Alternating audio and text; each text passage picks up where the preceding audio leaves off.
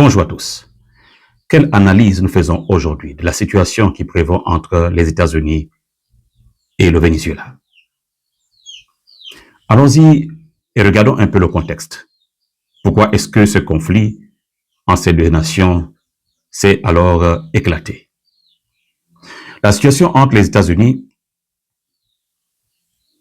et le Venezuela a radicalement changé depuis janvier 2026, lorsqu'un bombardement américain de grande envergure a visé plusieurs installations à Caracas et ailleurs dans le pays.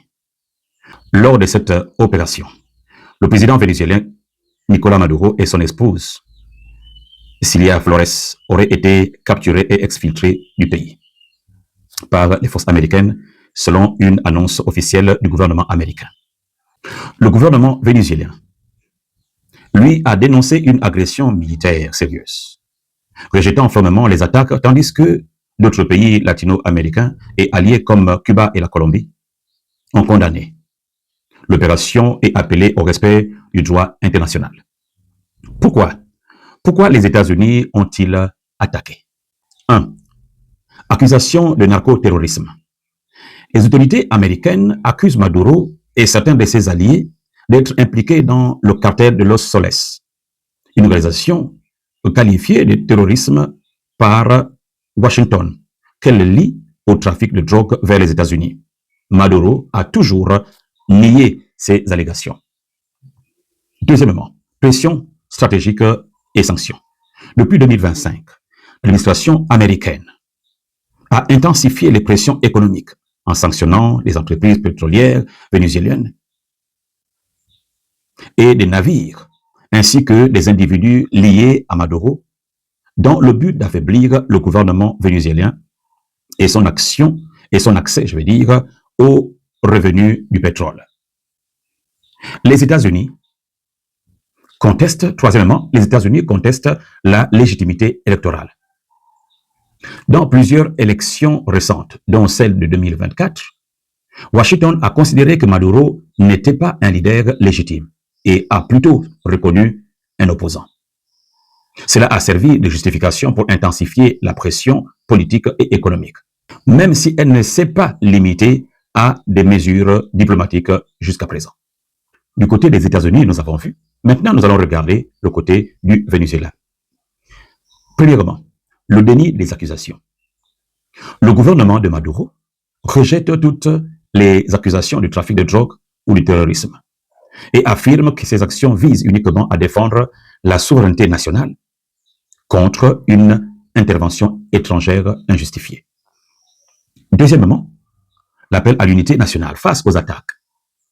Caracas a déclaré l'état d'urgence et appelé les citoyens à se mobiliser contre ce qu'il appelle une agression impérialiste, soulignant que la nation doit défendre son intégrité politique et territoriale. Troisièmement, avant le conflit, Maduro avait indiqué une ouverture au dialogue avec les États-Unis sur des sujets comme le trafic de drogue, les investissements dans le secteur pétrolier ou la migration, mais toujours dans une posture de respect mutuel, ce qui contraste avec l'escalade militaire récente. Qu'en est-il donc des réactions internationales? La communauté mondiale est divisée. Certains pays et organisations internationales appellent à la retenue et au respect du droit international, notant que toute intervention militaire doit être encadrée par des lois et avec l'accord des Nations Unies. Les alliés donc du Venezuela comme Cuba et la Colombie condamnent l'attaque, qualifiant l'action de violation de la souveraineté nationale. Des voix critiques aux États-Unis, y compris certains politiciens américains, condamnent aussi l'opération comme étant potentiellement illégale et sans mandat explicite du Congrès, ce qui a été attaqué. Selon les rapports, les frappes ont ciblé des bases militaires importantes autour de Caracas, comme Forte Tuna, les installations aériennes portuaires et des zones proches des quartiers civils. Ensuite, les États-Unis ont annoncé l'arrestation de Maduro et de sa femme, planifiant qu'ils répondent à des accusations pénales aux États-Unis. Les conséquences pour la population militaire comme civile sont graves, notamment en termes de vies humaines et de stabilité immédiate, avec des pertes signalées et des appels à la résistance. Lorsqu'on parle de justice, de droit international et puissance, ce conflit pose une question majeure. Est-ce la justice? Est-ce que la justice peut être imposée par la force si elle n'est pas reconnue par le droit international? Selon la Charte des Nations Unies, une intervention militaire d'un État contre un autre sans approbation du Conseil de sécurité est généralement considérée comme une violation de la souveraineté nationale.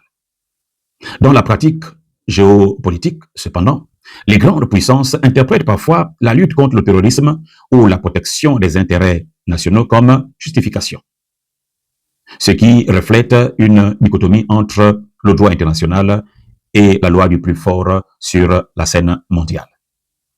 La justice devrait être universelle, neutre et guidée par des institutions internationales reconnues, pas unilatérale ou basée simplement sur la supériorité militaire.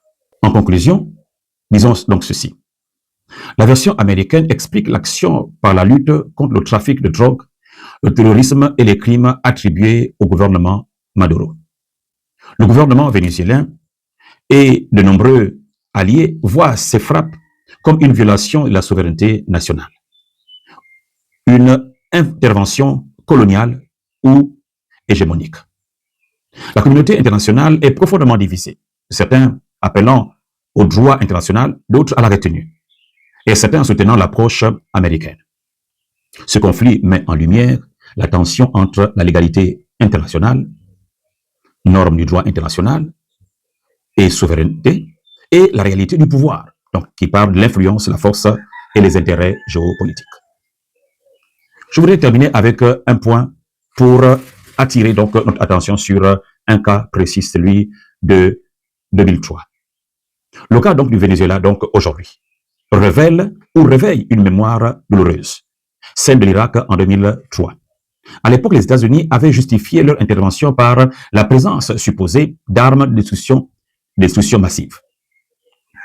Des années plus tard, le monde a découvert qu'il n'y en avait aucune. Ce mensonge a coûté des centaines de milliers de vies et a plongé une nation entière dans le chaos. Ce parallèle est lourd de sens, car aujourd'hui encore, on voit une grande puissance intervenir au nom d'un danger global, d'un narcoterrorisme sans preuve indépendante, sans consensus international, sans mandat clair. Et si demain, comme pour l'Irak, on découvrait que l'objectif réel était stratégique, le pétrole, les ressources ou le contrôle géopolitique, le monde ne peut pas continuer à normaliser l'idée que la loi du plus fort fait la justice. Chaque peuple a le droit à sa souveraineté.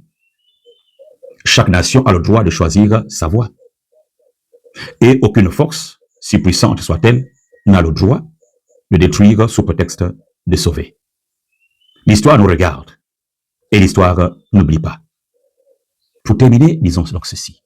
Cet adage qui dit que lorsqu'il y a conflit quelque part, ce n'est pas toujours le plus fort qui reste à applaudir. Attention à ce que vous s'aimez, parce que la récolte n'est pas toujours ce que nous applaudissons. Merci à tous et que Dieu bénisse l'humanité.